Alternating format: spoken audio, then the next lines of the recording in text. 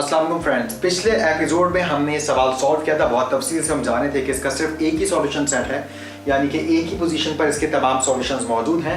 वो है 0 डिग्री या 0 रेडियन, क्योंकि सिर्फ cos 0 ही 1 के इक्वल होता है, जबकि cos 180 डिग्री अगर आप देखें तो -1 होता है। यही वजह कि वो हमारे सॉल्यूशन का हिस्सा नहीं था। यहाँ पर हमने इस सवाल को लास्ट एपिसोड में इनफाइनाइट ज्योमेट्रिक प्रोग्रेशन के फॉर्मूले से किया था, जिसमें हमने उसका सम मालूम करने का फॉर्मूला इस्तेमाल किया था, यानी कि S infinity equals to a/1 - r।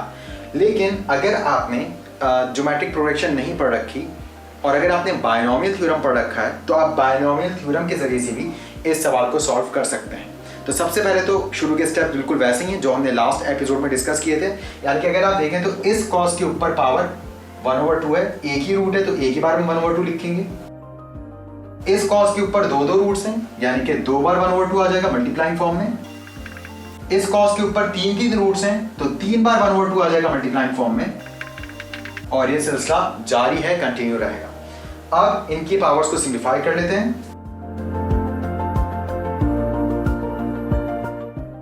तो हमने सिंपल पावर्स को मल्टीप्लाई करवा दिया, 1/2 इंटू 1/2 1/4, 1/2 इंटू 1/2 इंटू 1/2 यानी कि 1/8। अब यहाँ पर हम क्योंकि cos को सब causes को आपस में मल्टीप्लाइंग फॉर्म में देख रहे हैं, यही वजह है कि हम इनकी पावर्स को ऐड कर लेंगे और ऐड करने के साथ साथ हम तमाम ही पावर्स को उठाकर सिर्फ एक बेस पे लिख देंगे। अब हम ये बात यहाँ अच्छी तरह से जानते हैं कि इधर हमने लास्ट एपिसोड में तो इनफाइनाइट ज्योमेट्रिक प्रोग्रेशन का फॉर्मूला अप्लाई किया था, लेकिन अब हम यहाँ पर बायनॉमियल थ्योरम अप्लाई करने वाले हैं। और आप जानते हैं बायनॉमियल थ्योरम का जो इनफाइनाइट सीरीज के लिए फॉर्मूला होता है वो ये होता है। तो ये फॉर्मूला सिर्फ उस वक्त अप्लाई करना मुमकिन है जब जो भी इनफाइनाइट सीरीज है उसके सम में फर्स्ट टर्म 1 हो, लेकिन यहाँ पर हम देख सकते हैं कि फर्स्ट टर्म 1 नहीं है। मगर हम यहाँ एक और बात भी देख सकते हैं कि इधर से अगर हम 1/2 कॉमन ले लें तो यहाँ फर्स्ट टर्म 1 आ जाएगी, सेकंड टर्म 1/2 हो जाएगी, थर्ड टर्म 1/4 हो जाएगी, और इस तरह से सिलसिला आगे चलता रहेगा। तो क्यों ना हम इसमें से 1/2 कॉमन ले लें। तो हमने पावर भी 1/2 कॉमन ले लिया, तो फर्स्ट टर्म यहाँ 1 रह गया है। 1 1 सा 1, 1 2 सा 2 2 सा 4 होता है, तो ये 1/2 बिल्कुल वैसी 1 1 सा 1 और 2 4 सा 8 होता है, तो यहाँ 1/4 आ गया, और ये सिलसिला ऐसे आगे जारी रहा। अब यहाँ पर हमें इस ब्रैकेट को बायनॉमियल थ्योरम के जरिए से बंद करना है, यानी कि इसका सम मालूम करना है। तो अब सम मालूम करने के लिए हम इस ब्रैकेट को y का नाम दे देते हैं अपनी आसानी के लिए, ताकि हमें बार बार ये इतना लंबा चौड़ा सम ना लिखना पड़े। 1 + 1/2 + 1/4 प्लस एंड सो ऑन। अब हम ये जो सीरीज है इसको इस फॉर्मूले से कंपेयर कर लेते हैं। तो अगर हम इसको बायनॉमियल थ्योरम से कंपेयर करें तो आप देख सकते हैं फॉर्मूले की फर्स्ट टर्म यहाँ पर 1 है, तो 1 और 1 ये बिल्कुल आपस में मैच हो रहा है, ये बिल्कुल आपस में सेटिस्फाई हो रहा है। सेकंड टर्म यहाँ 1/2 है, वहां nx है, तो हमें nx को 1/2 के इक्वल मानना होगा। यहाँ डिनोमिनेटर खत्म करने के लिए 2 इधर डिवाइड कर रहा है, वहां पे जाके nx से मल्टीप्लाई हो जाएगा, और इधर से 1 रह गया। इसे आप नाम दे सकते हैं इक्वेशन नंबर 1 का। और साथ ही साथ हम इस पर स्क्वायरिंग बोथ साइड्स भी कर लेते हैं, क्योंकि हम देख सकते हैं कि थर्ड टर्म में x² है और इधर x है। तो जब हम इनको साइमल्टेनियसली सॉल्व करेंगे इन दो इक्वेशंस को, जो कि तीसरी टर्म को तीसरी टर्म से कंपेयर करने के बाद एक और इक्वेशन आएगी, तो उस वक्त हमें उनको कैंसिल करने के लिए डिवाइड करना होगा। तो यही वजह है कि मैं अभी से तैयारी कर रहा हूँ, इसकी मैं स्क्वायरिंग कर रहा हूँ। ये स्क्वायरिंग हमारे आगे काम में आएगी। स्क्वायरिंग करने के बाद आप जानते हैं पावर 2 डायरेक्टली तमाम वैल्यूज पर अप्लाई हो जाएगी, के वैल्यूज मल्टीप्लाइंग फॉर्म में है। तो जब पावर 2 पर आएगी तो ये बनेगा 4, ये जब n पर आएगी तो बनेगा n², यही पावर 2 जब x पर आएगी तो बनेगा x², और 1 का स्क्वायर 1 होता है। यूं ही हमारे पास इक्वेशन नंबर 2 आ गई। अब जब हम थर्ड टर्म को कंपेयर करेंगे तो यहाँ थर्ड टर्म 1/4 है और वहां third term n × n-1 x² / 2 factorial है, तो इनको भी हम इक्वेट कर लेते हैं। उसके बाद 4 जो यहाँ डिवाइड कर रहा है वहां पे जाके मल्टीप्लाई हो जाएगा, और 2 फैक्टोरियल की वैल्यू 2 होती है, और आगे =1 एज इट इज। ये फैक्टोरियल नोटेशन आपके कैलकुलेटर में मौजूद है, और अगर आपके कैलकुलेटर के बटन में फैक्टोरियल नोटेशन आप ना इस्तेमाल करना चाहें तो आप ज़बानी भी कर सकते हैं। 2 फैक्टोरियल का मतलब है आप 2 से बैकवर्ड काउंट करें 1 तक, और जो भी वैल्यूज हैं मल्टीप्लाई करवा दें। तो 2 से उल्टी गिनती गिनना शुरू करेंगे तो 2 की गिनती 1 पर ही खत्म हो जाएगी, यानी कि 2 1 मल्टीप्लाई करवा दें, 2 1 = 2। 3 फैक्टर का मतलब है 3 2 1, 3 2 1 को आपस में मल्टीप्लाई करवाते हैं, 3 2 2 6, 6 1 6। 4 फैक्टर का मतलब होगा 4 से लेकर बैकवर्ड काउंट करें 1 तक और जितनी भी वैल्यूज हैं उन सबको आपस में मल्टीप्लाई करवाते हैं, यानी कि 4 इंटू 3 इंटू 2 इंटू 1, जवाब आएगा 24। मगर क्योंकि कैलकुलेटर पर ये बटन मौजूद है तो फायदा उठाइए ताकि आप अपना वक्त बचा सकें। अब ये डिनोमिनेटर में मौजूद जो 2 है ये इस 4 से कैंसिल हो जाएगा और अब हमारे पास ऊपर रह गया सिर्फ 2n n-1 is equals to 1 और इधर ये जो थर्ड टर्म है इसमें एक्स स्क्वायर मैंने मिस कर दिया था, इसको मैं लिख रहा हूं, ये अपनी जगह एज इट इज चलता चला जाएगा। तो अभी हमारे पास आ चुकी इक्वेशन नंबर 3। अब अगर मैं इन दोनों इक्वेशंस को साइमल्टेनियसली सॉल्व करना चाहता हूं और मैं यहां पर मौजूद किसी तरह से x और n की वैल्यूज आना चाहता हूं, क्योंकि हम जानते हैं कि पूरी सीरीज का जवाब ये है, तो ये जवाब आने का मतलब है हमारे पास y आ जाएगा, यानी कि 1 + 1/2 + 1/4 का सम आ जाएगा। तो उसके लिए हम डिवाइड करवा देते हैं इक्वेशन 3 को इक्वेशन 2 से, और जब आप इन दो इक्वेशंस को डिवाइड करवाएंगे तो लेफ्ट हैंड साइड से डिवाइड होगी, जबकि राइट हैंड साइड से डिवाइड होगी।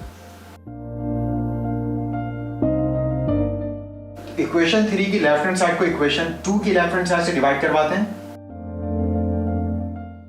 और इक्वेशन 3 की राइट हैंड साइड को इक्वेशन 2 की राइट हैंड साइड से डिवाइड करवाते हैं। इधर ही 2 1 2 2 2 4 हो जाएगा। ऊपर एक n है, नीचे 2n मल्टीप्लाइंग फॉर्म में थे, तो एक n से एक n कैंसिल, अब नीचे सिर्फ एक ही n रह गया है। ऊपर भी 2x मल्टीप्लाइंग फॉर्म में, नीचे भी 2x मल्टीप्लाइंग फॉर्म में, x स्क्वायर से x स्क्वायर कैंसिल। अब ऊपर हमारे पास सिर्फ रह गया n-1 और डिनोमिनेटर में हमारे पास सिर्फ रह गया 2n और इक्वल्स टू के बाद 1/1 का मतलब 1 होता है। 2n यहाँ डिवाइड कर रहा है, वहां पे जाके 1 से मल्टीप्लाई होकर 2n हो जाएगा। अब 2n को उठा के यहाँ ले आते हैं तो 2n यहाँ पे आके माइनस में हो जाएगा, -1 को उठा के वहां ले जाते हैं, -1 वहां पे जाके प्लस में हो जाएगा। उसके बाद n में से जब हम 2n माइनस करेंगे तो आएगा -n, और आप चाहें तो पूरी इक्वेशन को -n से मल्टीप्लाई करवा लें, डायरेक्टली आप साइन तब्दील कर लें तो ये -n बन जाएगा +n और ये +1 बन जाएगा -1। तो फाइनली हमारे पास n की वैल्यू आ गई है। अब अगर हम x की वैल्यू जानना चाहते हैं, क्योंकि बस x आने की देर है, हमारे पास पूरी इस सीरीज का सम आ जाएगा और वो सीरीज हमारे पास 1 + 1/2 + 1/4 की सूरत में मौजूद है। तो x की वैल्यू जानने के लिए हमारी मर्जी, हम इस n की वैल्यू को उठा के इक्वेशन 3 में भी पुट कर सकते हैं, इक्वेशन 2 में भी पुट कर सकते हैं और इक्वेशन 1 में भी पुट कर सकते हैं। But if we are smart तो हम सिलेक्ट करेंगे सबसे आसान और शॉर्टेस्ट रास्ता, और वो है इक्वेशन नंबर 1 का। So we are going to put this value in equation number 1।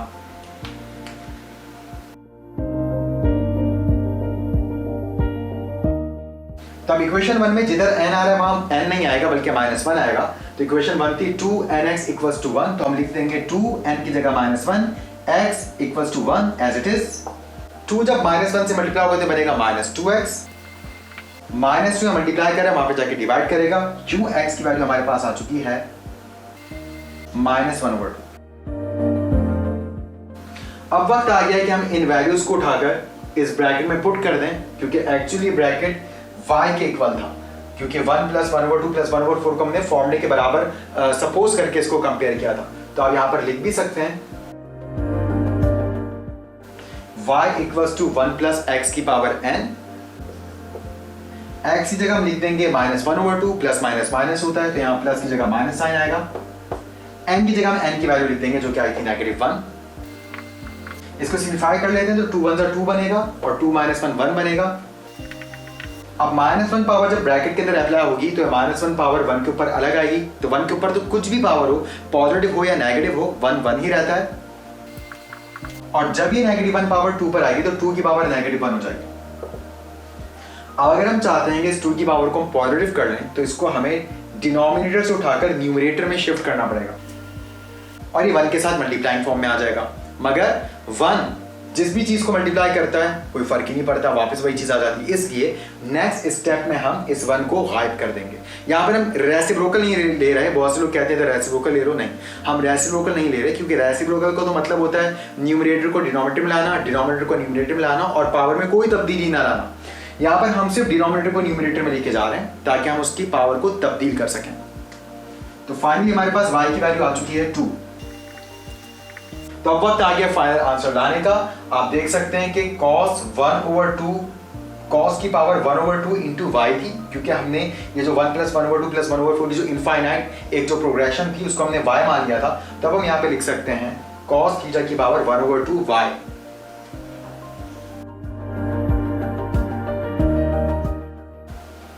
अब हम y की जगह उठा के y की वैल्यू यानी कि 2 पुट कर देंगे और आप देख सकते हैं 1/2 के साथ y तो मल्टीप्लाइंग फॉर्म में है, तो यहाँ पर 2 से 2 कैंसिल हो जाएगा और cos थीटा की पावर 1 आ जाएगी और पावर 1 हम लिखते रहेंगे। अब cos वहां पे जाके हमेशा की तरह cos इनवर्स हो जाएगा और यहां से भी बिल्कुल पिछले सवाल के जैसा बिल्कुल सेम हो चुका है। आपने देखा था कि cos इनवर्स ऑफ 1 0 आया था, तो थीटा हमारे पास आया था 0 रेडियन और आप जानते हैं 0 बाउंड्री लाइन पर मौजूद है और हमने लास्ट एपिसोड में बात डिस्कस की थी कि अगर हम 180 डिग्री पर दूसरी बाउंड्री पर पहुंचे तो cos 180 कभी भी पॉजिटिव 1 नहीं आएगा, बल्कि cos 180 नेगेटिव 1 आएगा, क्योंकि 180 बॉर्डर है सेकंड और थर्ड क्वाड्रेंट का।